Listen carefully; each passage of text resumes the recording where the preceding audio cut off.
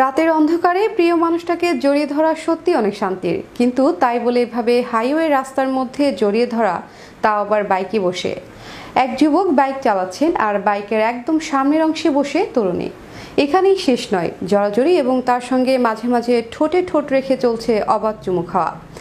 এরকমই এক video social মিডিয়ায় ব্যাপকভাবে ভাইরাল হয়েছে। বিস্তারিত থাকছে ডেস্ক রিপোর্টে। রাতের অন্ধকার, সেই রাতের অন্ধকারে প্রিয় মানুষটাকে জড়িয়ে ধরলে অদ্ভুত শান্তি অনুভব হয়, কিন্তু তাই বলে এভাবে হাইওয়ের রাস্তার মধ্যে জড়িয়ে ধরা, তাও আবার বাইকে বসে। ভিডিওতে দেখা যায় এক যুবক বাইক চালাচ্ছে আর সামনে একজন বসে আছে। এখানেই শেষ নয়, জড়াজড়ি এবং তার সঙ্গে মাঝে মাঝে ঠোঁটে ঠোঁট রেখে চলছে অবাধ চুমু খাওয়া। রাতের শহরে যুগলের এই বাইক প্রেম তখন গাড়ি থেকে অনেকে ভিডিও করতে শুরু করেছে। এরকমই একজনের তোলা ভিডিও সোশ্যাল মিডিয়ায় ব্যাপকভাবে ভাইরাল হয়েছে।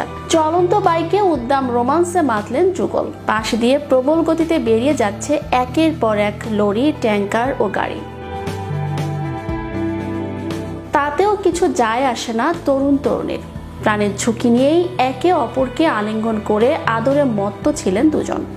তবে বেশিক্ষণ এই রোমান্স স্থায়ী হয়নি যুগলের। ঘটনাটি ঘটেছে পশ্চিম দিল্লির বিকাশপুরী উড়ালপুলে।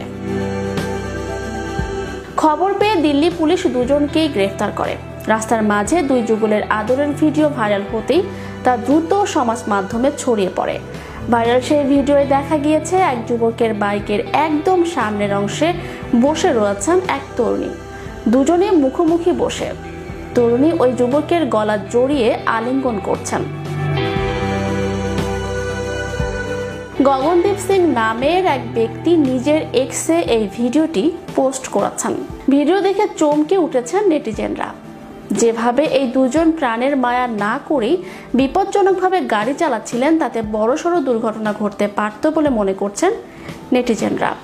কারণ তরুণী এমনভাবে বাইকের সামনে বসেছিলেন, তাতে ভালো করে সামনের রাস্তাও নজরে পড়ছিল না তরুণটির।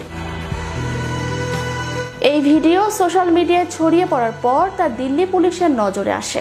তারা বিষয়টি নিয়ে তদন্ত শুরু করে ও ঘটনার সঙ্গে জড়িত যুগলের বিরুদ্ধে আইনি পদক্ষেপ নেয় বলে জানা গিয়েছে। চ্যানেল ইরো বিনোদন ডেস্ক।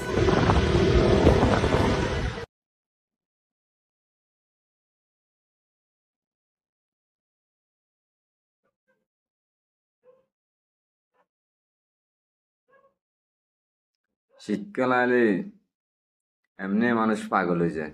এগুলোর দশা হয়েছে এইটা। শীতে আসে তো এই কারণে পাগল হয়ে গেছে।